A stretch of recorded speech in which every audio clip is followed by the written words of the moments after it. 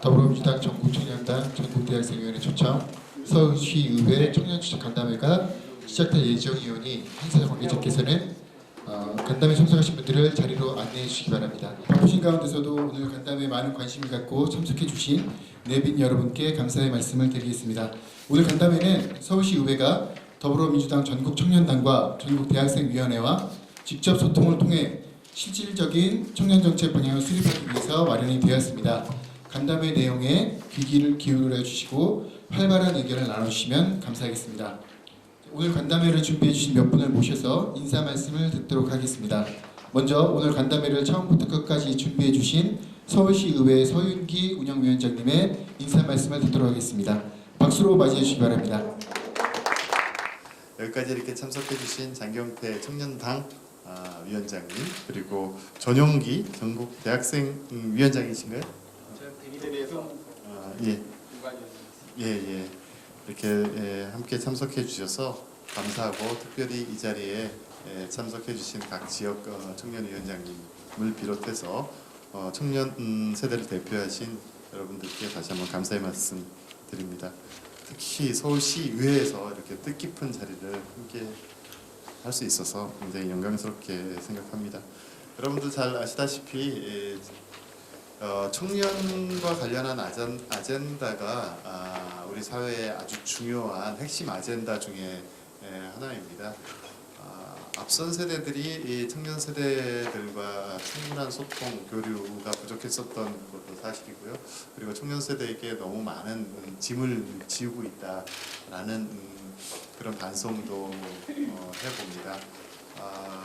그러나 우리 대한민국의 청년 정책, 청년 세대와 소통하고 이것을 현실화하고 지방자치단체의 중요한 의제로서, 그리고 국가의 의제로서 만들어내고 실질적으로 개선해 나가는 데 있어서 우리 민주당이 그 역할의 중심에 서 있다라는 자부심을 가져도 됩니다.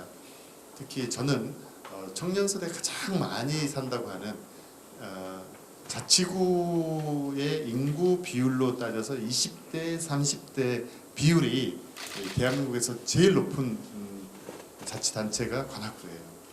20대, 30대 비율이 가장 높은 지역이 관악구인데, 그 지역 출신이어서 특별히 또 청년 세대에 대한 관심을 많이 가지고 지난 9대 때, 지금은 10대 서울시 의회인데요, 바로 전 때에 전국에서 최초로 청년특별위원회, 서울시 의회 차원에서 청년특별위원회를 출범시키고 청년특별위원장을 맡아서 각종 청년 정책, 청년 조례, 청년 예산들을 수립하는데 앞장서서 싸워왔습니다. 특히 박근혜 정부의 청년 수당 반대에 대항해서 열심히 싸워왔습니다. 여러분들 혹시 아실지 모르겠는데 관악을에 오신환 의원이 청년수당 반대한다고 법안까지 발의했었어요.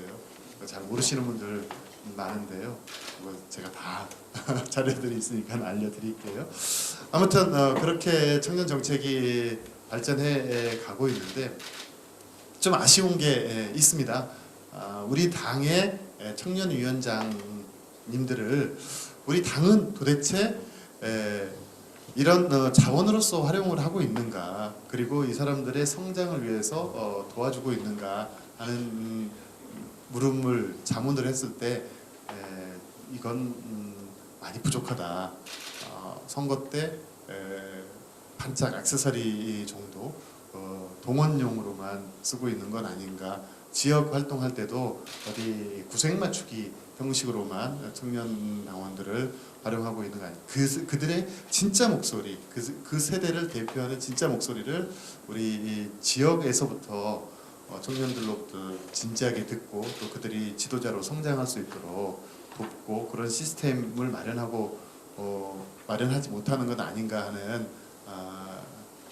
문제 의식을 아주 오랫동안 좀 가져왔습니다. 여러분들 이런 게 한꺼번에 해결되리라 생각하지는 않습니다. 여러분들의 노력과 또 우리 주변 분들의 많은 분들의 도움이 이것을 극복해 나갈 수 있는 계기라고 생각을 하고요. 오늘은 특히 여러분들이 가지고 있었던 그리고 고민하고 있었던 것들을 우리 사회의 청년 정책에 대한 문제들을 서울시가 어떤 정책을 이끌어 가고 있는지 또 시행해 가고 있는지 들어보고 또 의견도 제시하고 또 이번 총선이나 내지는 다음 어떤 지방선거나 이럴 때 우리 사회에 던져야 할 아젠다가 무엇인지 그것을 발굴해내는 첫 그런 자리로 이 자리가 의미 있게 새겨졌으면 좋겠다라는 바람 가져봅니다. 여러분들 이 자리에 함께 해주셔서 반갑고요. 그리고 조금 더 체계적으로 더 다양하게 다양한 형태로 더 많이 그러니까 체계적으로 다양한 형태로 더 많이 이런 자리들을 좀 마련해 보자고요. 예를 들어서 뭐 강서, 관악 내지는 뭐 은평, 동대문, 노원 이런 식으로 청년 당원들이 우리 지역의 시의원님들과 함께 청년청 공무원들과 우리 서울시의회 청년특별위원회 위원님들과 함께 격의 없이 정책도 논의하고 의견도 나누는 그런 자리를 마련해낼 수 있을 거라고 생각해요. 그리고 이런 청년 정책을 주도하는데 여러분들이 그 맨 앞장서서 리더가 되어 줬으면 좋겠다. 그런데 필요한 서포트가 뭐가 있는지 저희들이 선배잖아요. 선배들하고 좀 상의도 해주시면은 저희들이 할 수 있는 최선을 다해서 도와드리겠다라는 다짐과 약속 드립니다. 오늘 이 자리에 함께해 주셔서 진심으로 감사드립니다. 고맙습니다. 강경태 위원장님의 인사 말씀을 듣겠습니다. 서울시 청년명예시장이라든지요, 청년정책위원회, 청년허브, 청년전센터, 청년발전위원회 시의회까지 해서 여러 가지 청년 거버넌스가 만들어졌고 서울 청년의회에서도 이미 500억에 달하는 돈까지도 예산을 이제 소위 소팅해서 실링을 받아서 하는 것들까지도 정말 많은 발전이 있었던 것 같습니다. 소위 청년 당사자들이 청년인지적 사고를 가지고 청년 정책을 주도적으로 결정할 수 있는 구조를 만들었다는 점이 정말 가장 의미 있는 것 같고요.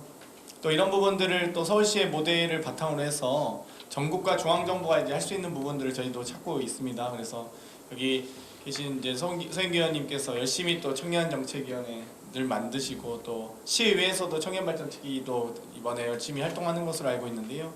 이런 부분들을 중앙정부에서도 할 수 있도록 저희가 5월에 당정청협의기구를 만들었고요. 청와대에도 청년정책관 그리고 총리실에도 다들 아시다시피 청년정책 추진단 그리고 작년 1월 초죠. 1월에 이제 청년기본법 통과되면서 지금 이제 총리실 산하 총리직속 청년정책위원회를 만들고 있어요. 그래서 내일 이제 간담회를 갖기로 했는데 사실 저도 이제 지금 총리실하고 초안을 좀 받아서 조율을 해봤더니 역시 공무원 조직은 또 여기서 공무원 지사면 안 되겠지만 공무원분들께서는 어찌되건 안정적으로 가고 싶어 하시는구나라는 걸 많이 느꼈습니다.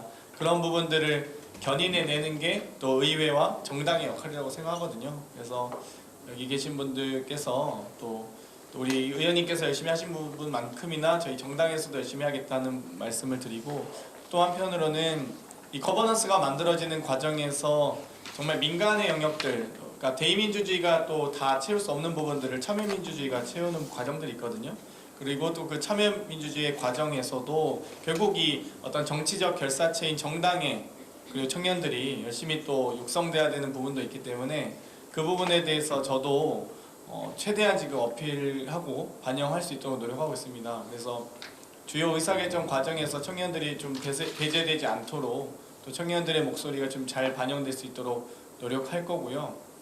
아마 7월 1일에 공포가 될 것으로 예상이 되는데 이 과정에서 아마 4월 정도에는 이 시행령이 통과돼야지 또 저희가 추진단이 잘 준비해서 공포하고 시행할 수 있기 때문에 이 부분에 대해서도 중앙정부에 만들기 전에 가장 잘하고 있는 또 모범 사례이자 선두적 사례인 서울시 의회에서 우리 청년 정책에 대한 고민을 할 수 있다는 점이 대단히 의미 있다고 생각합니다. 이번에 이제 4월에 어찌되건 중요한 또 선거가 있고 또 그 이후에 7월에 중요하게 우리가 또 만들어야 될 기구들이 있으니까 우리가 오늘 잘 공부해서 잘 배워서 잘 반영했으면 좋겠습니다. 전국대학생위원회의 두경서 수석부위원장님의 인사 말씀을 듣겠습니다. 박수로 맞이해 주시기 바랍니다. 저도 뭐 지역에서 이제 청년 활동을 하는 일의 한 명으로서 서울시에는 정말 청년 활동의 표상이라고 해도 과언이 아닐 것입니다. 대부분의 지역들이 어떻게 하면 서울과 같은 정책을 따라갈 수 있을까, 또 그런 것도 어떻게 가져올 수 있을까, 우리 지역에 맞춰서 할 수 있을까 생각을 하고 있고, 아마 서울에서 활동하시는 분들조차 그걸 알고 있기 때문에 부담이 될 텐데도 그럼에도 불구하고 꿋꿋이 걸어가고 계시는 그 모습들이 정말 존경스럽고 감사드린다는 말씀 드리고 싶습니다. 청년 정책이 겨우 시작점이 일자리에서 시작을 했습니다. 그런데 일자리에서 이 서울시의 노력, 그리고 청년 활동에 또 활동했던 사람들의 노력으로 이제 우리 청년들의 삶의 저변에까지의 케어로까지 이르기까지 아주 오랜 시간이 걸렸습니다. 그런데 여기서 우리는 더 나아가서 이 사회의 주축으로서 나아가기 위한 노력들이 필요할 테고, 또 이런 의미에서 오늘 이 자리에 또 2020년 되게 중요한 해라고 알고 있습니다. 2015년에 서울시는 2020년 서울형 청년문화를 선포를 했고, 또 이 맞춰서 대단히 큰 걸음들을 걸어오시지 않았습니까? 그럼 앞으로 또 5년, 앞으로 10년을 준비하기 위한 새로운 슬로건, 새로운 활동들이 오늘 이 자리에서 같이 논의될 수 있으면 좋을 것 같습니다. 다시 한번 불러주셔서 감사하며 여기서 많이 배워가겠습니다. 감사합니다. 그동안 청년 정책을 추진해온 서울시에서는 대체로 한 4가지 시기로 지금 경과를 분류하고 있습니다.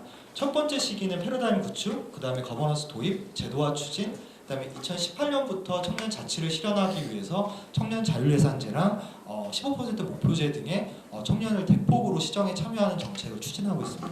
그 중에서 이제 중요한 기점이 됐던 것 중에 하나가 2014년에서 15년으로 이제 시작되는 청년 기본조례 제정 운동이었습니다. 보시면은 청년의 삶을 중심에 둔 청년 기본조례 확산이라는 걸로 성과를 분류하고 있었는데요.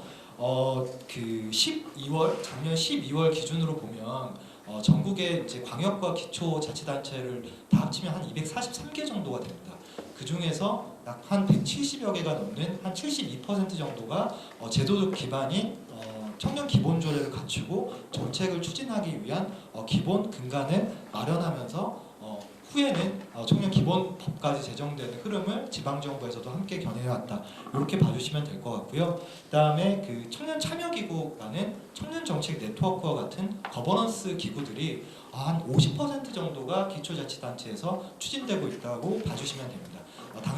당사자들의 제안으로 청년 정책을 만드는 흐름을 기본 서울시를 시작으로 해서 전국적으로 추진하고 있다. 이렇게 봐주시면 되겠습니다. 네, 다음입니다. 간단하게 이제 짚어보면요, 그 서울시 청년 기본조례는 여러 사람들, 그 지방정부 그리고 청년 당사자 그리고 당에서도 협조를 하면서 기본법 제정의 견인의 흐름을 만들어왔습니다. 제가 생각해보니까 2015년 1월에 서울시 청년 기본조례가 제정이 됐고요. 지방정부에서 약 70% 정도가 기본조례 제정을 갖춰왔고, 동시에 이제 청년들과 그다음에 다양한 그 의회 활동을 통해서 청년 기본법이 제정됐는데요. 딱 5년의 시간이 흘렀더라고요. 2015년 1월자로 기본조례가 서울시 기본조례가 제정이 됐고, 딱 5년이 지나서 기본법이 지금 의회 통과된 걸로 확인될 수 있습니다. 서울 청년수당, 아까 이제 의원님께서도 말씀해 주셨는데요. 당시에 3,000명으로 시작했던 청년수당이 다양한 그 이제 갈등에 부딪혔었는데요. 다행히 여러 사람들이 합심해서 청년수당을 견인을 했고요. 실제 작년 같은 경우에는 3,000명으로 시작됐던 청년수당이 중앙정부의 구직활동지원금이라는 8만 명의 어떤 지원을 이뤄내는 성과를 만들어냈다고 봐주시면 됩니다. 그리고 올해 하반기부터는 이 제도가 국민 취업지원제도로 중앙정부에 벤치마킹돼서 확산된다고 봐주시면 될 것 같습니다. 희망도배 청년통장도 마찬가지로 중앙정부 정책을 견인하는 데 역할을 했습니다. 청년 내일 채용의 문제의 기본 샘플로서 서울시 희망도배 청년통장이 활용돼서 다양한 전국 청년들에게까지 영향을 미치고 있다고 봐주시면 되겠습니다. 이 내용은 크게 이제 설명을 드리진 않겠습니다. 기본 이제 그 청년이 놓인 사회경제적 현실에서 연 평균 등록금 1,000만 원대, 그다음에 원룸 평균이 보증금 1,000에 53만 원의 월세, 그리고 취업 준비 비용이 약 45만 원, 그리고 2030 평균 부채 비용이 약 1,800만 원 정도의 사회경제적 현실이 조사되고 있고요. 이 그 격차를 완화하기 위해서 다양한 그 정책들을 펼치고 있다고 보시면 됩니다. 요거는 이제 출발선이고 그러니까 청년 문제를 불평등으로 보는 시각들이 이제 전체적으로 확산이 됐는데요. 그걸 나타내는 가장 간단한 통계입니다. 첫 번째 통계는 자산 불평등이 심화된다는 내용이고요. 두 번째 통계에서 조금 이제 그러니까 좀 깊게 봐주셔야 될 부분이 한 10년 정도의 시간이 흐른 뒤에 계층 이동의 가능성이 있다라고 생각했던 것, 그러니까 지금 세대가 어떻게 생각하는지, 그리고 다음 세대는 계층 이동 가능성이 높다고 생각하는지에 대한 조사에서는 원래는 37%에서 20% 초반대로 떨어졌고요. 마찬가지로 이 다음에 청년 세대를 맞는 청년들의 계층 이동 가능성은 더 심하게 떨어져서 불평등이 굉장히 확산되고 있다는 통계 결과를 지금 나타내고 있습니다. 지금 그 서울시의 그 청년 정책을 전체 다 브리핑하기는 조금 시간상 어려울 것 같고요. 아까 말씀드렸던 것처럼 공정한 출발선 서울시가 보장합니다라는 시정 기조에 맞춰서 실제 지금 출발 지원과 관련된 한 6가지 정책을 아주 간단하게 설명드리겠습니다. 전체적으로는 지금 서울시에서 청년 출발과 관련된 청년 지원과 관련된 정책들이 60개로 확인되고 있고요. 올해 예산이 투입되는 예산이 약 4,900억 원 정도로 편성되어 있습니다. 전체적인 6가지 사업을 좀 분류를 해봤습니다. 첫 번째는 이제 취업 진로와 관련된 부분, 주거와 관련된 부분, 그다음에 청년의 자존과 관련된 부분으로 나뉘어져 있습니다. 취업 진로는 아시는 것처럼 청년 수당이 대폭 확대되고요. 청년 인생 설계학교도 확대되고요. 주거는 새롭게 도입된 청년 월세 지원 정책을 올해 하반기부터 도입하게 됩니다. 마찬가지로 청년의 자존감을 향상시켜주고 자존을 존중해주는 정책으로 청년 마음건강 지원 사업을 올해 대대적으로 확대할 예정입니다. 더불어서 사업과 더불어서 인프라도 마찬가지로 지금 확대돼서 설치되는데요. 서울 청년센터라고 서울시 생활권 가까이에 인프라 공간이 깔릴 예정입니다.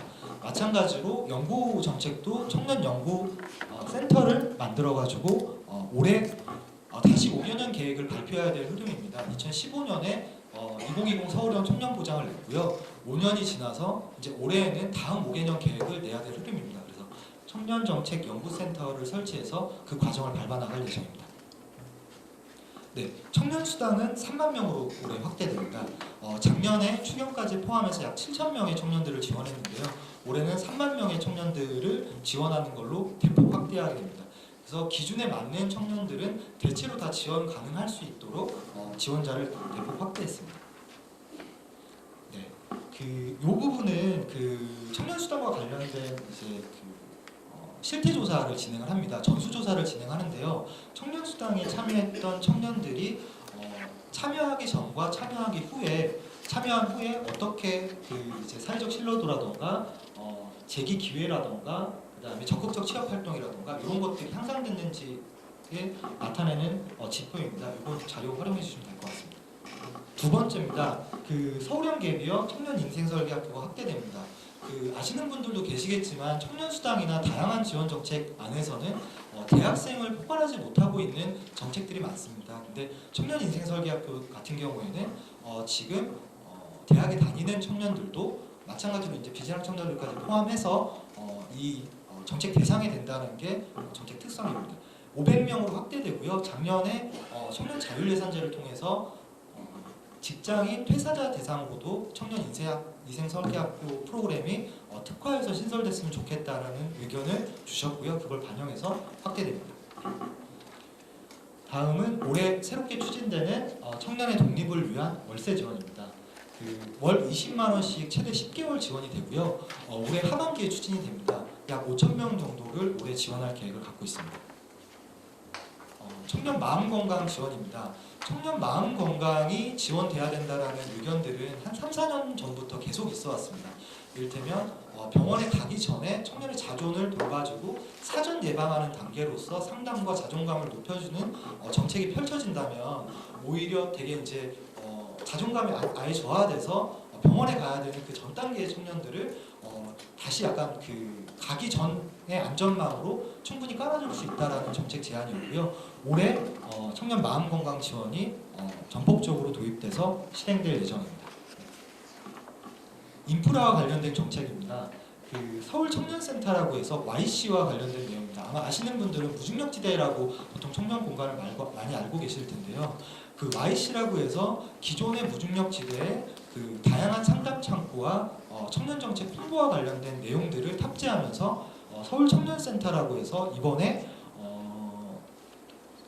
한 대여섯 개 정도의 자치구별로 청년센터를 개소할 예정을 갖고 있습니다. 네. 말씀드렸던 것처럼 청년정책연구센터를 서울연구원에 신설해서 관련돼서 당사자의 의견들을 받아서 올해 발표될 5개년 기본계획의 준비를 탄탄히 해나갈 예정입니다. 네, 이 정도가 지금 그 주요 한 6개 정도 출발과 관련된 내용이고요. 사실 이 외에도 아마 그 많이 지금 홍보가 되고 있는 신혼부부 임차보증금 이자 지원이라든가 다양한 정책들이 들어가 있습니다. 그거는 자료로 참고해 주시면 될 것 같고요. 이 6가지 정책 외에 지금 서울시 청년 정책을 이루고 있는 주요 근간은 요 표로 나와 있습니다.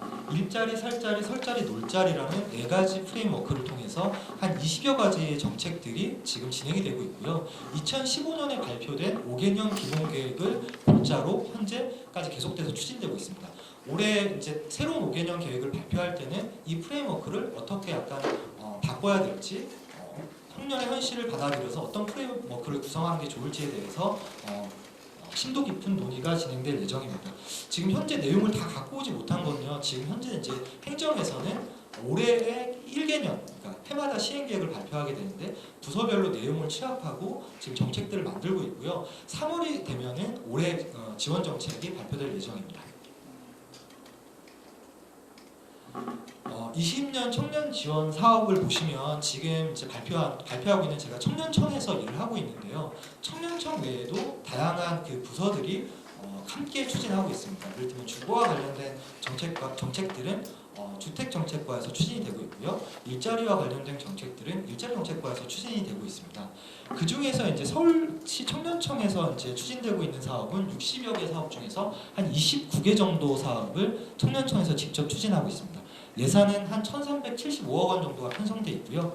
그 이제 관련된 29가지 사업 목록은 배포해둔 자료 참고해 주시면 될 것 같습니다. 네, 이 정도로 기본 6개 정도의 서울시의 그 올해 추진되고 있는 대표 정책과 서울시가 기본 근간을 이루고 있는 4가지 프레임워크를 통한 서울시 청년 보장 정책, 그리고 실제 청년청에서 추진하고 있는 정책 내용들을 설명드렸습니다. 이 내용들은 지금 서울 청년 포탈에서 다양하게 소개가 되고 있습니다. 그래서 혹시 궁금하신 부분, 자세한 내용들 확인이 필요하신 부분들은 서울 청년 포탈을 참고를 해주시면 될 것 같습니다. 네, 이상으로 서울시 청년 정책과 관련된 소개를 마치도록 하겠습니다. 감사합니다. 오늘 이 자리에 참석해 주신 다양한 청년 당사자들로부터 접수된 다양한 청년 정책과 정책에 대한 제안과 토론 시간을 가지도록 하겠습니다. 서울시 차원에서 이제 물론 좀 비용을 좀 지원하는, 월세를 좀 비용을 지원하는 형태의 정책을 취했고, 뭐 전세를 국가에서 지원해준 정책이랑 여러 가지 정책을 하고 있지만 사실 그 숫자를 봤을 때는 턱없이 부족하다고 볼 수 있습니다. 아무리 하더라도 서울시 사는 청년 인구가 뭐 1,000단위도 아니고 거의 10,000단위 이상 살고 있고, 개별 대학의 대학생들만 해도 10,000단위가 넘어가는데 그 종합세들이 뭐 10대개가 서울에 위치해 있으니까요.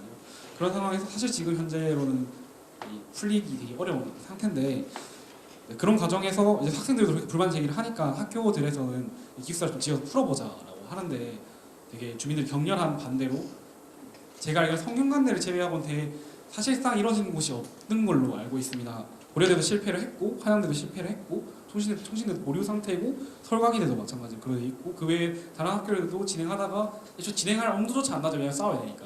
그리고 각 지역에 관할 있는 뭐 구청이라는 또는 시청에서 인허가가 안 내주고, 사실 불법은 전혀 없습니다. 기숙사 짓는다는 게 법적으로 문제될 건 없는데 그냥 주민 반대가 심하다 보니까. 근데 이 부분에 대해서는 어느 정도로 풀 수 있을지 한번 이제 직접 민원을 듣고 계시는 시의원님들 말씀 좀 듣고 싶어서 여쭤봅니다. 어렵다. 어디 사실은 그제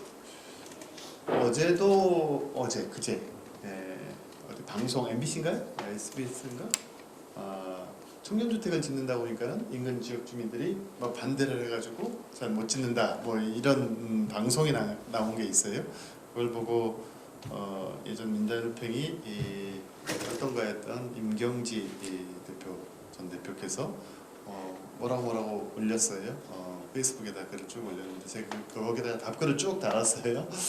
근데 이게 어떻게 보면 이제 재산권과 주거권, 멋진 말로 표현하면 그런 거예요. 재산권과 임경지 대표가 표현한 말이에요. 재산권과 주거권의 충돌이다. 근데 정치하는 사람들이, 이 당에 있는 사람들이 그걸 조절하는 거예요. 조종하는 거예요. 그거 해결책을 우리한테 내놓으라 하는 게 맞는 얘기예요. 청년 당사자들이 그 해결책을 내놓으라 이렇게 얘기를 해야 돼요. 그리고 그 해결책을 내놓는데 가장 앞장서서 해야 될 사람들이 여러분들이에요. 이거는 그러니까 여러분들을 그냥 일반 유권자인 청년으로 만났을 때는 이렇게 얘기 안 해요. 여러분들이 당의 청년위원장이거나 정치에 가까이 있는 분들이기 때문에 지금 이렇게 말씀드려요. 여러분들이 그 고민을 같이 해결해줘요. 대학생위원장도 마찬가지예요. 그리고 거기 가서 얘기를 해줘야 돼요. 사실 가만히 들여다보면은 이게 주거권과 재산권의 충돌인 것 같은데 사실은 재산권에 큰 영향을 미치지는 않는 것 같아요. 증거가 없어요. 집값이 떨어졌다는 증거가 없고 월세 수익률이 떨어졌다는 증거가 별로 없어요. 그런데 공포예요. 이거 지으면 우리 집에 월세가 안 나갈 것 같은데 아무래도 그러지 않겠냐 하면은 또 그럴 것 같아. 예. 그러면은 거 봐라 하고 이 공포하고 싸우는, 바이러스부터 무서운 이 공포하고 싸우는 그 공포 때문에 일어나는 반대. 그리고 그것이 내가 죽도록 지켜야 되는, 죽어도 지켜야 되는 그런 어떤 내 기득권이 돼버려요. 내 권리가 돼버리죠. 근데 가만히 생각해 보면 우리 청년들 입장에서 보면 내가 헌법에도 행복을 추구할 수 있는 권리가 있고 또 뭐 주거권이라고 하는 기본적인 개념들이 있는데 왜 집을 짓지 말라고 저렇게 아우성을 치는지 알 수가 없다. 이렇게 얘기해요. 그래서 우리가 편하게 행복하게 살 수 있는 권리, 기본적인 권리에 대한 침해라고 생각할 수도 있어요. 일단 그 근본적인 원인부터 우리가 이해를 해야 돼. 그래서 먼저 이 당사자들, 반대하는 당사자들에게 안심시킬 수 있는 신뢰를 줄 수 있어야 돼. 우리 이 정치하는 사람들이 이게 집값을 떨어뜨리지 않고 이 수요는 충분하며 그러나 여러분들이 두려워하고 어려워하는 점이 무엇인지 들어보고 그 문제가 우리가 행정적으로 해결할 수 있는 문제라면 그걸 행정적으로 해결을 해줘야 돼요. 무슨 얘기? 집을 짓는 것도 돈이 많이 들어가고 행정적으로 해결하잖아요. 청년주택이라는 정책이 돈도 엄청 많이 들어가고 행정적으로 해결하는 거잖아요. 그렇죠? 그런데 이게 만약에 그 지역에 어떤 행정적 해결을 하면서 함으로 인해서 생기는 불이익이 예상될 경우에 내지는 불이익은 예상되지 않지만 불안해할 경우에 그것을 행정적으로 어떻게 처리를 할 것인가 고민을 해줘야 된다라는 거예요. 그것을 우리 정치하는 사람들 해결책을 가지고 그 사람들 만나야 되고 그 기본이 듣는 거예요. 그 입장에서 들어주는 거예요. 그리고 그분들한테 설득하는 게 우리 청년들의 이야기도 좀 들어주라. 그리고 그 임차인들이라고 얘기할 수 있는, 예를 들어서 이제 주거권 운동, 청년 주거권 운동을 하고 있는 사람들, 내지는 우리 청년 당원들, 내지는 그 지역에 사는 학생들, 뭐 이런 사람들하고 신뢰를 쌓아가면서 사전적으로 그런 정책을 발표하기 전에 이게 이 지역을 어떻게 청년들과 함께 발전시키고 그리고 이 주거권도 해소시키면서 주거권도 해결해 주면서 그분들의 어떤 재산권에 대한 두려움 이런 것도 해소할지 고민을 해줘야 돼요. 그래서 선제적으로 같이 만날 수 있는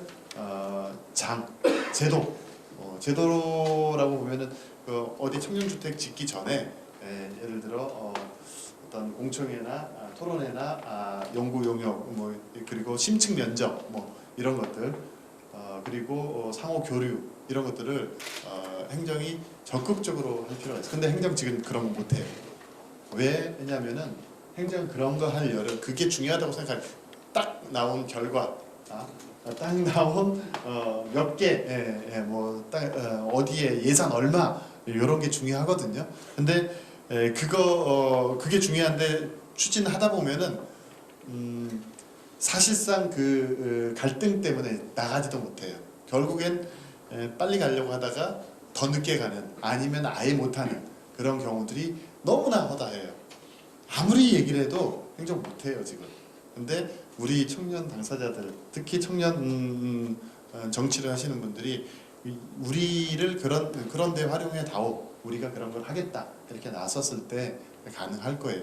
전 가능하다고 봐요. 그 어려운 이거보다 더 복잡하고 더 어려운 것들도 다 해결해 왔어요. 행정이 다 해결해 왔어요. 정치가 그걸 다 해결하는 거예요. 여러분들이 함께 할 수 있는 것이다. 저는 이렇게 생각을 합니다. 도시계획을 할 때 청년 역세권에 청년주택 짓는다 그러면 도시계획에도 그걸 좀 반영을 할 청사진을 주는 거예요. 개발 이익 환수만 하지 말고 청년주택 넣을 때 이 지역에 개발해서 여러분들의 재산권이 어떻게 상승될지, 예를 들어서 관악구 봉천동에 샤로숲길이 생겼어, 재산권이 올라가, 그죠? 청년들이 모이면 이런 사례가 될 수 있습니다. 청년주택이 그래서 여기 지으면 이게 더 활성화될 수 있고 그런 청사진을 제시해 줄 수도 있는 거예요. 누가 반대하겠어? 그리고 더 많은 사람들이 이쪽에 여기 와서 그 단순히 그냥 먹고 자고 하는 것만이 아니라 청년주택을 지을 때는 복합화해서 정책을 패키지로 낼 필요가 있어요. 청년들이 가장 좋은 거는 일자리겠지만은 자기가 살고 있는 지역에서 자기 일자리를 자기가 직접 뭔가 창업도 하고 하는 그런 데를 만들면 더 좋겠지만 그거를 다 해결할 수는 없어요. 문화예술, 자기가 소비하는 그런 걸로 만들어 준다면은 그 임대 수요가 줄어들지 않아요. 그리고 안전하고 특히 여성들은 안전에 굉장히 민감. 돈 10만 원 더 주더라도 월세 20만 원 더 주더라도 지하철역 더 가까운, 한 발짝 더 가까운. 남자들은 안 그래요. 10만 원 20만 원 아까워요. 소주 한 잔을 더 먹더라도 뒤에 올라가서 뒷동네에서 장경태 이제 그런 데 살았어요. 한참 꼭대기 올라가서 살았습니다. 그 장경태 위원장이 살던 그 집 앞에 미용실에서 머리를 감고 다닙니다. 아무튼 그런 대안을 우리가 고민을 해봐야 돼요. 그래서 당장에 갈등이 났을 때 어떻게 해결할 거냐, 이거 잘 안 될 거예요. 그거는 뭐 인내심을 가지고 같이 만나는 수밖에 없는데 그 전에 이런 선제적인 조치들을 행정이, 사실은 제가 행정한테 해주고 싶고 행정이 적극적으로 고민을 해야 됩니다. 뭐 구체적으로는 더 세부적으로는 머리 좋으신 박사님들이 열심히 연구하면은 조정이 나올 것 같습니다. 그 대학을 중심으로 해서는 이 주거권이라는 게 또 교육권하고 합해져 가지고 사실은 교육 그 비용의 상승을 가져오고 있습니다. 그리고 원래 대학 제도라는 게 본래 그런 의도로 설계가 된 건 아니지만 대학을 중심으로 해서 부동산 어떤 수익을 얻는 구조로 오랜 기간 동안 역할을 해왔던 게 사실입니다. 그래서 대부분 시골에 있는 그 한마디로 서울로 유학 온 친구들이 이렇게 약간 털리는 구조, 이런 구조로 설계되어 있기 때문에 사실은 아까 서영기 의원님께서 말씀하셨던 것처럼 이거는 사실 재산권의 문제고 사실 뭐 법적으로 따지면 굉장히 복잡한 문제들이 있습니다. 그래서 사실은 이제 재산권은 사실은 그 행정 영역에서 사실은 건드릴 수 없는 부분이고, 왜냐하면 그분들도 사적 재산권을 계속 주장하면서 또 그분들은 소송을 할 수 있는 힘이 있습니다. 예, 뭐 예를 들면은 행정 영역에서 뭐 이거를 좀 더 그 약자인 대학생들, 청년들을 위해서 개입을 하려고 하면 왜 공적인 영역에서 사적인 재산권에 대해서 개입을 하느냐? 바로 헌법소원 들어옵니다. 그래서 사실은 그 법률의 영역을 넘어선 것에서 사실 활동을 해줄 수 있는 사람들이 정치인들입니다. 그래서 아까 서영기 의원님께서 말씀하신 것처럼 지금 당사자인 청년들에게 그 당사자로서 또 정치인으로서의 역할을 주문해 주셨는데 예, 그 말씀에 굉장히 동의를 하고요. 다만 이게 부동산 문제는 사실 이게 세대 간의 또 문제이기도 합니다. 왜냐하면 기존에 어떤 우리의 기성 세대들이 부동산을 중심으로 해서 그러니까 자산에 대한 그 가치 서열을 만들 때 부동산을 1순위로 해서 만들었습니다. 사실 민법 체계도 재산권 영역에서는 그 서열로 돼 있거든요. 재산권을 소유권을 가장 강하게 보호를 해주고 이런 뭐 채권이라든가 관련된 이런 것들이 후순위로 다 밀려져 있는 법 체계입니다. 그래서 사실 이 부분을 어떻게 개선을 해야 되는가에 대한 고민이 되게 깊고요. 물론 이제 한쪽에서는 그래서 공유제 형태로 이렇게 많이 이제 재산에 대한 지나친 소유권을 제한하려고 하는 주장도 되게 많습니다. 그래서 사실은 기존의 기성 정치인들은 부동산 문제를 꺼내 들면은 사실 굉장히 난감해합니다. 왜냐하면 그분들이 본인들이 재산을 가지고 있거든요. 그리고 본인들이 손해를 볼 거를 알고 있기 때문에 그 부분에 대해서 굉장히 두리뭉실하게 구체적인 이야기를 하는 것을 회피해 버립니다. 사실 그래서 이런 부분에 대해서 사실 청년들이 투쟁할 수 있는 방법들이 무엇일까라는 거를 고민할 때 굉장히 어려운 부분이 많다. 그렇지만 서영기 의원님도 어떻게 보면 그 청년 세대의 어려움을 겪고 오셨고 또 어떻게 보면 그 중간자적 위치에 있잖아요.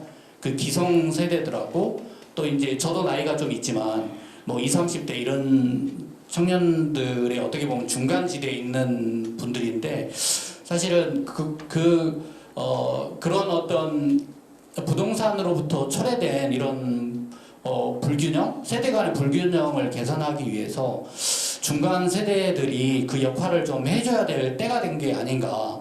단순히 20, 30대 청년들한테 야 너희들이 당사자니까 알아서 해봤자 그 위에 있는 50, 60대 기성 세대들은 다 회피해버립니다. 이야기도 안 하고 아무 말 안 합니다. 근데 이게 사실은 가장 큰 문제라고 생각을 하거든요. 그래서 이 부분에 대해서는 어떤 사회적인 협의체를 만들든지 해서 좀 적극적으로 문제를 해결해야 된다. 물론 그분들은 그런 협의체 자체를 만들기를 싫어합니다. 왜냐하면 본인들이 그런 대화의 테이블로 나오면 손해를 볼 거를 이미 예상하고 있기 때문에 대화 자체를 회피하려는 수단을 이미 머릿속에 다 계산하고 있거든요. 그래서 이 부분을 어떻게 할 것인가. 저는 그 다음 후속 단계를 밟을 그런 수단들이 무엇이 있는가에 대한 고민들을 같이 더 해봤으면 좋겠다는 의견을 드립니다. 네, 감사합니다. 일반화할 수는 없어요. 그게 뭐 그럴 수 있겠지만 개개인에 따라서는 그럴 수도 있겠지만은 그게 일반화 내가 부동산이 있어서 없는 사람도 반대할 수도 있고요. 있는 사람도 찬성할 수 있어요. 그거는 좀 그렇게 좀 보셔야 되지 않겠나. 사실은 데이터를 끄집어내서 사실 논쟁을 했으면 좋겠거든요. 너무 데이터 없이 그냥 이거 아니다 라고 해버리면 사실 이게 논쟁이 안 되는 거잖아요. 사실 확인이 안 되는 상태에서 결국 기성 정치인들은 항상 이렇게 이야기합니다. 뭐 당연히 추상적으로 말을 하면서 회피해버리는데 사실 제가 알기로는 관련된 데이터들을 사실 조사하면 충분히 확보할 수 있다고 생각을 하거든요. 그리고 대부분 그런 재산들은 또 차명으로 관리되기 때문에 그런 것까지 다 파악을 하면 충분히 지금 현재 부동산 거래가 어떻게 운영되고 있는지 주로 대학 주변에 누가 대부분의 어떤 뭐 차명을 이용해서라도 실제 그 주인인지 이런 것까지 다 사실 확보할 수 이렇게 확인할 수 있거든요. 사실 그런 데이터를 탁 까고 이야기하면 특정한 사람들 소수가 그 대학을 중심으로 해서 모든 재산권 이런 소유권을 가지고 있다. 이걸 확보가 되면 얼마든지 이야기를 할 수 있잖아요. 이건 지나치니까 좀 어떤 제한을 해야 된다는 등, 좀 이런 구체적인 논의들이 있었으면 하는 바람입니다. 사실 시흥시 시민이어서 저는 사실 여기서 밝히자면 서울시보다는 경기도 도책에 더 관심이 많은데요. 근데 오늘 이제 참여하기 위해서 좀 서울시랑 관련된 정책을 좀 많이 봤어요. 근데 저는 역시나 그 서울시가 아까 말씀하셨던 그런 부분에 대해서도 저는 이미 고민을 시작했다고 좀 보고 있고요.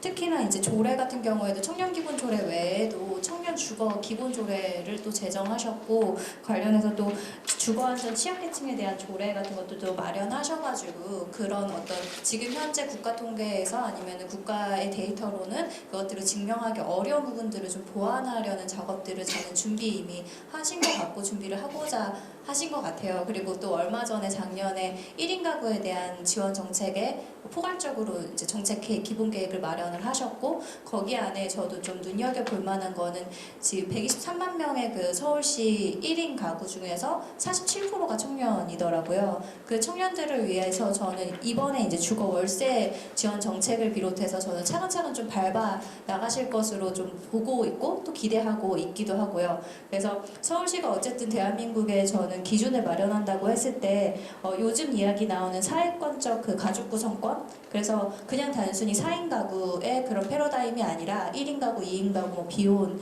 여러 가지 그 가구 구성들을 좀 특색 있게 좀 보기 위해서 그 청년 주거 기본 조례에 의하면 실태 조사를 하도록 되어 있더라고요. 그래서 아마 그 조례에 따라서 하나씩 차차 마련해 나가지 않을까 그런 좀 생각을 하고 있고요. 그래서 저는 좀 더 제안을 드리고 싶은 것은 사실은 그 1인 가구 관련된 그 주거 정책이라고 했을 때 사실 월세를 지원하는 것도 정말 엄청나게 혁신적이긴 하거든요. 왜냐하면 한 5, 6년 전부터 학계에서는 주거 수당에 대해서 많이 언급을 해야지 실제로 정책적 수단으로서 검토해서 실현한 케이스는 처음이고요. 사실은 중앙에도 주거 수당과 관련된 그 정책 제안을 많은 민달팽이 주택협동조합을 비롯해서 다양한 그 주거권 운동을 하는 단체에서도 제안한 바 있으나 어쨌든 중앙 정책으로 전체 검토하기에는 좀 어쨌든 여건상 그리고 전체 그런 여론의 분위기상 사실은 바로 시행하지는 못했던 측면이 있었던 것 같아요. 근데 저희 지금 중앙당에서도 정책위에서도 사실은 주거수당에 대해서 검토를 했었던 바가 있었어요. 근데 서울시에서 먼저 선진적으로 선례를 만들어 주셔서 지금 이번에 당장 총선 공약으로 저희가 추진할 수는 없긴 하지만 그것들을 좀 적극적으로 검토하는 계기가 마련이 되었고 그리고 플러스 알파로 저희가 좀 고민하고 있는 것은 그 사실은 아직 그 법이나 제도에서 1인 가구를 대상으로 한 그런 지원 정책이 제대로 마련되고 있지 않아요. 근데 서울시에서 예를 들면 1인 가구를 위한 그 정책에 있어서 예를 들면 그 부양가족에 대한 그 가산점 제도가 사실은 주택 청약 제도에서 불평등한 오히려 차별하는 그런 그 가산점 제도이거든요. 왜냐하면 1인 가구는 사실 부양가족이 없죠. 근데 부양가족에 대해서 가산점제를 부여할 경우에는 1인 가구는 배제되기 쉽겠죠. 근데 그런 것들을 뭐 완화하거나 없애주는 정책이라든지 아니면 주거수당 정책과 더불어서 예를 들면은 지금 주거급여 같은 경우에는 내년부터 사실은 청년들도 수급자 대상이 되는 측면이 있으나 여전히 서울과 그리고 수도권 중심으로 청년 주거 수급권자들이 되게 많은 걸로 알고 있어요. 근데 문제는 그 수급 대상에 또 포함되지 않는 청년 층위가 포함되어 있다는 거죠. 그렇다고 하면 저는 서울시에서는 그 주거 수급 대상자 이외의 차상위층에 해당되는 청년 대상자에게 예를 들면은 지금 현재 청년 정책과 관련해서 지원해주고 있는 것 중에 임대차 보증금에 대한 것들을 지원해주고 있잖아요. 그러면 그 차상위 계층에 해당하는 주거수급권자에 포함되지 않는 청년들을 위해서 무이자 라든지 이게 너무 혁신적이다라고 하면 1% 대로 경감해주는 정책이라든지 이런 것들을 저는 이번에 마련하신 조례를 기준으로 해서 실태 조사를 하셔서 한번 추계를 내셔서 그 주거 정책을 좀 보완해 주시면 어떨까라는 생각을 하고 있고요. 그리고 저도 이제 민달팽이 주택협동조합 같이 활동을 하고 있어가지고 빈집미 소규모 주택 정비법에 따라서 사실은 주택을 여러 NGO, NPO 분야에서도 공급을 하고 있어요. 근데 어려움이 뭐냐면 그래도 서울시에서는 적극적으로 SH공사와 하나은행과 함께 주택기금을 이렇게 보증해 주셔가지고 사실은 저희 이제 비영리 섹터에서도 돈을 많이 가지고 있지 않은 섹터에서도 사회주택을 공급할 수 있는 것들을 작년부터 시도를 해주시고 계세요. 하지만 여전히 그 사회주택, 저렴한 주택을 공급하기에 그 비영리 주택을 공급하는 주체가 참여하기에는 사실은 기금 조달이라든지 이런 측면에서는 여전히 기존 금융권 중심으로 부동산 아니면 개발 중심 그 금융 중심으로만 이루어져 있기 때문에 사실은 저렴한 주택을 일반 NPO, NGO 섹터에서 공급하기에는 사실 되게 어려움이 많습니다. 그래서 그런 측면에서 공급할 때 인센티브라든지 아니면 그 이 서울시에서 그러니까 재원을 조달할 수 있는 데 있어서 서울시가 보증을 서준다든지 이런 정책을 저는 조금 더 적극적으로 마련을 해주시면 지금 현재 공정한 출발선을 보장하기 위해서 월세 지원하는 것뿐만 아니라 좀 다양한 스펙트럼에서의 청년들을 좀 보장해 줄 수 있는 주거 지원 정책이 마련이 될 수 있을 것 같고요. 그래서 지금 이제 시작인 것 같아요. 주거 정책은. 그래서 좀 기대 많이 하고 있고 그래서 그 스탠다드를 좀 저는 마련해 주는 데 있어서 어떻게 보면 저도 지금 도시개발 경영을 좀 전공하고 있는데 공익과 공익, 공익과 사익, 사익과 사익의 이 조정을 어떻게 할 것이냐 이게 큰 화두이기도 해요. 근데 아까 저는 의원님 말씀에 해답이 있다고 보는 게 사실 그 청년에게 주택을 공급하면은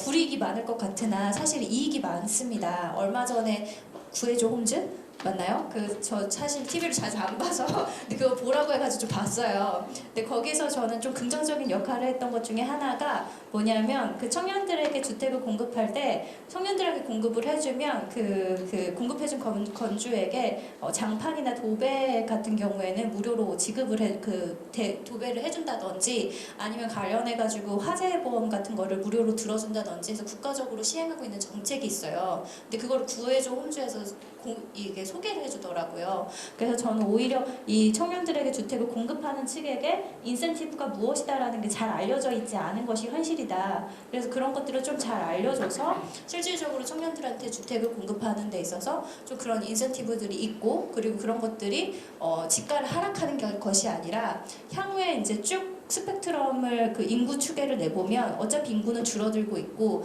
주택의 공급 물량은 점점점 늘어나고 있다고 하면 결국엔 그 공급 물량을 누가 채울 것이냐 그리고 그 공급 물량을 채워서 실질적으로 재산권이나 수익을 담보를 누가 해줄 것이냐라고 하면 결국엔 서울시에 살아야만 하는 사람들에게 해당됩니다. 그리고 그러한 기준들로 인해서 청년들에게 살만한 주거, 적정한 주거, 준주거 환경을 제공해 주는 것은 결국에는 40대, 50대의 1인 주거분들의 주거권에도 더 안정적인 편안한 주택을 공급하는데 저는 표준이 될 수 있을 거라고 생각을 하거든요. 그래서 그런 것들을 딱 청년 주거에만 딱 특정 지어서 이렇게 소개하기보다는 이게 서울시 전체의 1인 가구 그리고 그 안에 10대, 20대, 30대, 40대 여러 가지 연령층이 같이 살 수 있는 데 있어서 최저주거 기준을 준주거 기준으로 청년주택을 통해서 올림으로써 모두에게 서울 시민에게 혜택이 주어진다.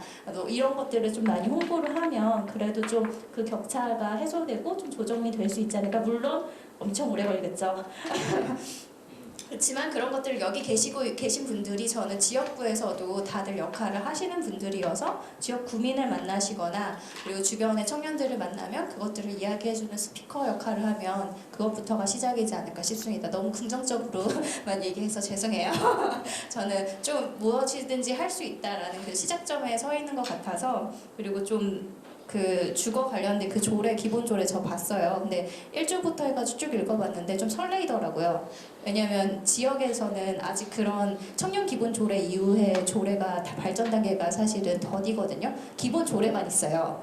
각 분야별로 세부 조례를 만들지는 못했죠. 근데 서울시 같은 경우에 그 조례들을 만들고 있는 걸 보면서 좀 앞서 나가고 있는 서울시를 좀 분발해서 우리 경기도에도 만들어야 되겠다, 만드는 걸 제한해야 되겠다 이런 생각을 좀 했습니다. 월세 수당 저희도 월세 지원 대출이랑 다 지금 10만 호에 대한 10만 호 생산하고 모기지 대출 다 개정 계획 다 발표했는데 공약으로 월세 인상 효과 있잖아요. 이 부분 하나 좀 설명해 주시고 월세 지원 대출을 확대하든 월세 수당을 하든 이게 어찌되어 인상 효과가 있어서 이 부분 하나 궁금했고요. 저희도 이제 검토하다가 말았는데 그러니까 신혼부부, 그러니까 청년과 신혼부부에 대한 지원 대상을 확대하기 위해서 결혼하지 않는 소위 비혼의 주거인들에 대해서 공동주거인 형태로 지원하는 것을 사실 중앙정부 입장에 살짝 부담스럽거든요. 서울시는 뭔가 획기적인 일을 할 수 있을 것 같다라는 기대를 조금 하고 싶은데 두 가지 좀 질문드리고 싶습니다. 그렇게 볼 수 없다라는 통계치를 그 월세 지원 정책 만들 때 좀 찾았어요. 그래서 그거는 추후에 제가 내용들을 좀 공유해드릴 수 있도록 하겠고요. 그 청년 신혼부부 지원 관련해서 뭐 비혼이나 다양한 가족 형태들 담을 수 있도록 저희가 이제 그 정책이나 내용들을 담으려고 계속 이제 뭐 지침이나 내용들에 그런 것들을 제안을 했는데 실제로는 이제 정면적으로 그걸 드러내지는 못하고 다른 방안으로 지금 그 찾아서 어떻게 해서든 그 여지를 조금이라도 틈을 만드는 걸로 하려고 청에서도 계속 주택정책과랑 논의하고 제안해서 지금 관련돼서 내용들을 좀 제안한 상황이고요. 요것도 그 위원장님 기획 끝나고 나면 관련된 그 진행 사항이나 이런 것들은 별도로 말씀드리도록 하겠습니다. 네. 지금 주거 쪽으로만 얘기를 하셨는데요. 주거를 하려면 일단은 뭐 방금 말씀하셨던 청년주택이라든지 월세 지원금이라든지 어찌됐든 청년들도 공부만 한 게 아니고 뭐 돈을 벌 수 있으면 돈을 벌어야 되는 부분이 있기 때문에 저도 이제 운수업 쪽으로 한 20년 정도를 지금 하고 있습니다만 이제 창업이라든지 일자리에 대해서 잠깐 말씀을 드리겠습니다. 예를 들어서 지금 뭐 실업률이라든지 뭐 이거는 지금 보시는 바와 같이 다 있지만요. 쉽게 얘기하면은 우리 서영기 우리 위원님 쪽을 비롯해서 얘기하면 삼이택시 같은 경우는 낙성대동에 있는 삼이택시 같은 경우는 거기 같은 경우 택시 회사가 보통 절반 이상을 세워놔요. 그래가지고 지금 뭐 택시 회사 같은 경우는 뭐 협동조합이라든지 그런 것도 만들어 놓은 데가 있고 그다음에 이제 뭐 시내버스 같은 경우도 지금 뭐 준공영제로 해가지고 뭐 급여라든지 그런 게 상당히 세기 때문에 청년들이 뭐 들어갈 자리가 없습니다. 솔직히 말씀드리면은. 그래서 3D 직업 중에도 이제 뭐 여러 가지가 있습니다. 뭐 택배 같은 경우도 청년들이 하고 싶으면은 차를 사가지고 들어가야 돼요. 남바는 어차피 지입 남바를 쓰더라도 뭐 차량 지원금이라든지 왜냐면 이게 택배가 일은 힘들지만은 돈은 상당히 되는 직업이에요. 예, 그런 뭐 차량 지원금이라든지 아니면은 제가 이제 마지막으로 이게 뭐 다른 거는 뭐 두서없이 말씀하기 좀 그렇고 택시 협동조합. 네, 택시 협동조합을 해서 우리 청년 택시라고 그래가지고 이게 이제 택시 회사별로 이제 남는 택시들이 상당히 많아요. 절반 이상을 세워놓기 때문에 그래서 이제 어느 지역 같은 경우는 이제 뭐 저기 그 은평구나 저기 독산동점 같은 경우는 이제 장애인분들을 또 많이 고용을 해요. 이제 그런 식으로 이제 카카오 택시도 있잖아요. 지금 상당히 지금 카카오 택시에서 지금 어떻게 되면은 택시 회사들이 카카오 어플을 쓰다가 카카오 택시를 만드니까 기존 택시 회사한테 어플을 안 주고 카카오 택시에만 어플을 먼저 일선을 주는 거예요. 그러니까 이게 지금 약간 문제적인 부분이 없지 않아 있는데 이런 부분을 카카오톡 쪽하고 좀 얘기를 해서 택시 회사별로 니네가 뭐 블랙 택시도 있겠지만은 청년 택시를 하나 만들어서 정부에서 지원을 해가지고 청년들이 우리 대학생들 같은 경우는 뭐 학교 수업이 끝나고 할 수 있는 게 편의점이나 식당에서 뭐 크게 일할 데가 없어요. 그래가지고 이게 시간대별로 해서 뭐 6시부터 9시까지는 이렇게 시간대별로 이렇게 짜임새를 해가지고 저는 내일 학교 휴강이니까 몇 시부터 몇 시까지 할 수 있겠습니다. 그래가지고 양성할 수 있는 그런 기간을 만들어서 뭐 지역구로 해가지고 뭐 두 대라든지 세 대씩으로 해가지고 한번 요거는 해보면은 특히 대학교를 중심으로 했을 때 아니면은 뭐 청년들이 좀 이렇게 주거할 수 있는데 뭐 그런 데 있는 데 같은 경우는 그런 식으로 이렇게 카카오 택시나 회사 택시랑 회사 쪽하고 얘기를 해가지고 그 서울시에서 한번 움직여 보시는 것도 나쁘지 않다고 저는 생각이 듭니다. 네, 이상입니다.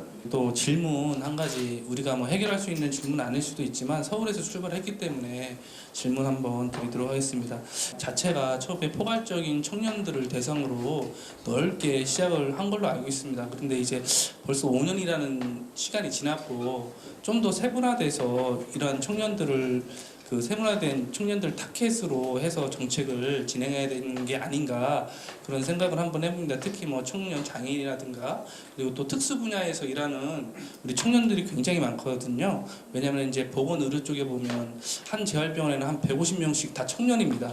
사실 그런 사람들을 타켓으로 또 청년 정책을 한번 준비하면 더 좋겠다 그런 생각이 들고요. 또 한 가지 질문은 우리 서울에서 희망도배 청년 통장을 했잖아요. 그래서 이제 전국적으로 청년 내일 채용 공제를 이제 이렇게 발전해서 나갔는데 되게 웃긴 게 이게 청년 내일 볼모 공제로 지금 변질되고 있다. 좀 잘 아실 거예요. 왜냐면은 최저임금을 주고 거기다 플러스해서 이만큼 주니 이렇게 하고 있잖아요.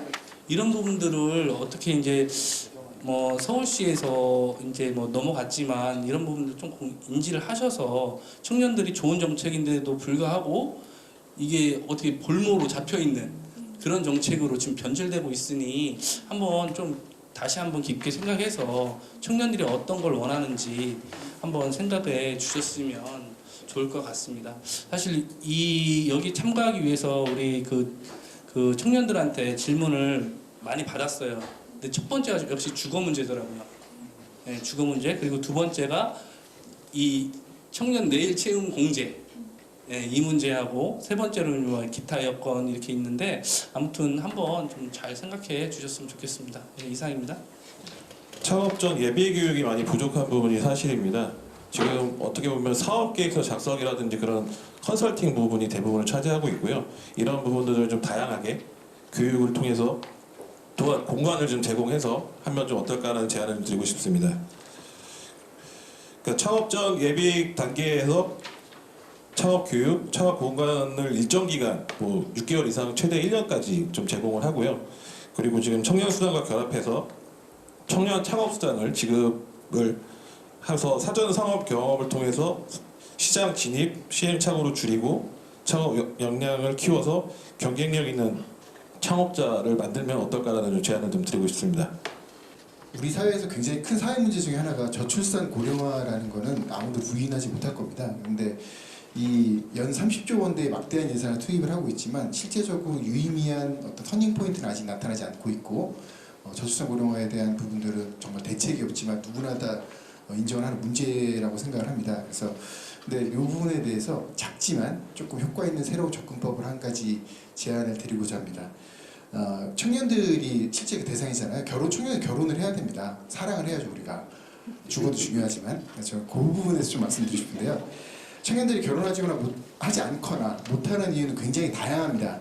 근데 그 수많은 이유들 중에서 비혼자라든지 아니면 결혼을 포기하신 분들에 대해서는 이분들한테 결혼해라 뭐 아무리 다른 정책 얘기해도 이분들은 힘들어요. 근데 여러 청년 계층 중에서 결혼을 하고 싶어 하는데 어떤 여러 가지 좀 자신의 이상형을 만나지 못했다든지 아니면 좀 여러 가지 자신의 어떤 사회적인 여건이나 이런 부분들에서 좀 더 여러 가지 직장이라든지 아니면 이런 사회적인 활동들 때문에 결혼을 늦게 하는 사람들이 많이 있습니다. 근데 그런 사람들이 이제 희망하는 배우자를 좀 더 빨리 만날 수 있도록 하는 정책을 우리 서울시에서 좀 지원을 해주면 어떨까 싶어요. 왜냐하면 아까 보니까 서울시에서 시작을 하면 전국적으로 표준이 되더라. 그리고 아까 보니까 청년의 마음을 만져주는 그런 정책 같은 것이 굉장히 저는 좋다고 생각을 합니다. 그래서 제 동생이 지금 하나 일례로 말씀드리면 42에 결혼을 했는데 결혼을 하니까 자녀를 낳으니까 한 명밖에 못 낳는 거예요. 나이 때문에. 그래서 조금 이 친구가 좀 더 빨리 자신의 이상형을 만나서 30대 중반이나 이럴 때 결혼을 했으면은 한 둘셋을 낳아서 좀 더 본인의 의지도 있고 그럴 수 있는데 그게 안 되는 게 굉장히 좀 안타까워서 청년들이 좀 더 빨리 만나서 20대 후반이나 30대 초중반에 자녀 계획을 가지고 출산을 할 수 있도록 지원을 해주는 그런 정책을 한번 마련하면 어떨까. 그래서 실제 그 정책 제안은 20청결 지프라고 해서 20대 청년 결혼 지원 프로젝트. 그래서 이성과의 만남을 위해서 결혼정보회사나 데이트앱에 20대 후반, 30대 초반 청년이 가입을 하면은 가입비를 일부 지원을 해주는 거예요. 그리고 성원이 되면 축하금을 주는 그런 정책을 도입을 하면 실제적으로 청년들이 빨리 결혼을 하고 그 청년들이 자녀를 제 계획을 좀 더 빨리 세울 수 있는 그런 정책이 되지 않을까 싶어서. 근데 아까 굉장히 좋은 6가지 이 청년 정책들이 많이 있는데 그 중에서 이런 내용이 하나도 없길래 한번 아이디어 차원에서 한번 제안을 드려서 봤습니다. 감사합니다. 컨설팅 교육이 굉장히 뭐 이렇게 필요하다고 생각을 하는 부분이 좀 있는 것 같아요. 저희도 갑 청년위원장님과 함께 생각했던 게 청년들을 위한 그 청년 취업 준비와 현재 구직자들을 위한 멘티와 멘토를 매칭해줄 수 있는 플랫폼을 생각을 해봤어요. 요즘 또 이런 동영상이나 이런 멘티 멘토 매칭 플랫폼도 유행을 또 조금 이렇게 타고 있더라고요. 그래서 취업에 대한 불안감이나 면접, 실무 등에 대해서 도움을 줄 만한 우리가 강의를 들으러 갈 수 없고 현장에 직접 갈 수 없을 경우에는 집에서 간단하게 뭐 이렇게 플랫폼을 통해서 뭐 교육을 받을 수 있는 그런 매칭할 수 있는 프로그램, 뭐 간단하게는 어플을 통해서도 할 수 있고 이런 거를 좀 한번 생각을 해보시면 온라인 교육을 통한 뭐 실질적으로 현장을 갈 수 없으니까 이런 플랫폼을 통해서 교육을 받아볼 수 있는 그런 멘티 멘토 매칭 플랫폼을 저희가 좀 생각을 해봤거든요. 이런 거에 대해서 조금 생각도 해주셨으면 좋겠습니다. 네, 감사합니다. 청년들의 목소리를 듣는 것도 중요하지만요. 청년들의 목소리를 듣고 청년들이 어떤 생각을 가지고 있는지를 판단하고 계신 상담사분들의 목소리를 듣는 것도 중요하다고 생각하거든요. 그래서 그 취업 지원 시에 청년 구직자들에게 고민으로 대두되고 있는 문제가 뭔지 저희가 청년 취업 성공 패키지, 청년 구직 활동 지원금 등 청년 취업 지원 업무를 지원하고 계시는 실제 현업에 계시는 분들에게 질문을 해봤거든요. 근데 청년들이 가지고 있는 고민들은 뭐 상당히 많죠. 상당히 많은데 뭐 19, 20 어린 친구들은 자소서를 쓸 줄도 모르고요.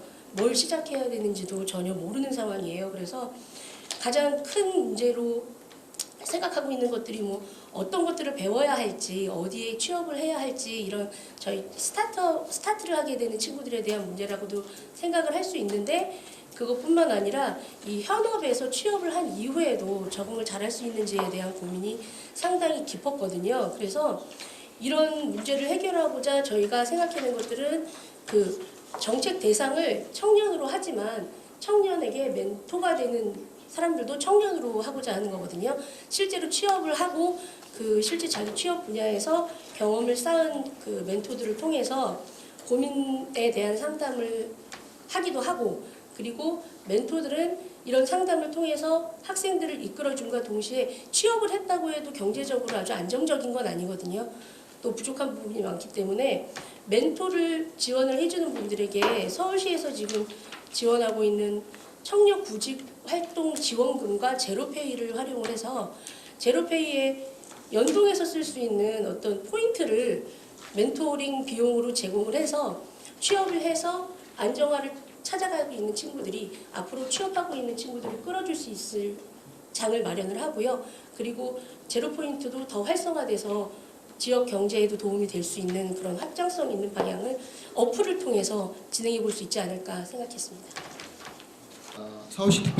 서울특별시 의회 의장상 표창 수여식을 시작하겠습니다. 의장님을 대신해서 서윤기 운영위원장님께서 표창장을 수여하시겠습니다. 귀하는 평소 서울시의 청년 문제 해결을 위해 다양한 노력을 기울여 왔으며 특히 우수한 청년정책 제안을 통해 기여한 공이 크므로 이에 표창합니다. 2020년 2월 10일 서울특별시 의회 의장 신원철